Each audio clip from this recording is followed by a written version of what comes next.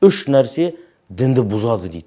Діндегі, діни саладағы жағдайды бұзатын үш нәрсе бар дейді. Біріншісі, зәлләту алимин, ғалым адамның қателігі. Ол кісінің қателігі артынан жамағат еріп жатыр, артынан жастар еріп жатыр. Сол кісінің бір қателігі сол кісілердің адасуына себеп болады дейді.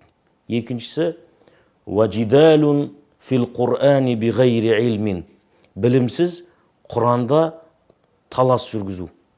Құран тақырыбында өзі түсінбейді. Көп адамдар мысалға Құранның тілін білмейді, Құранның құқықтық техникасын білмейді мысалға. Сол кезде білімсіз таласу Құранда, ол да көп жағдайда діннің ішінде проблемалардың туындауына себеп болады. Үшіншісі, ва аимматун мудиллун, адастырушы имамдар.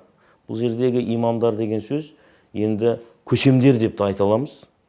Өкінішке орай біздің мына өзіңізді бірсыпыра мысал келтірдіңіз, осындай адастырушы көсемдеріміз көп. Бір, ол кісілер өзінің популярность дейді ғой, өзінің танымалдығын діни құзыретпен шатастырады. Ол спортсмен болуы мүмкін, атақты болуы мүмкін, артист болуы мүмкін, блогер болуы мүмкін, өте атақты болуы мүмкін. Бірақ бұл жерде оның атақты болуы діни надандығын жаппайды.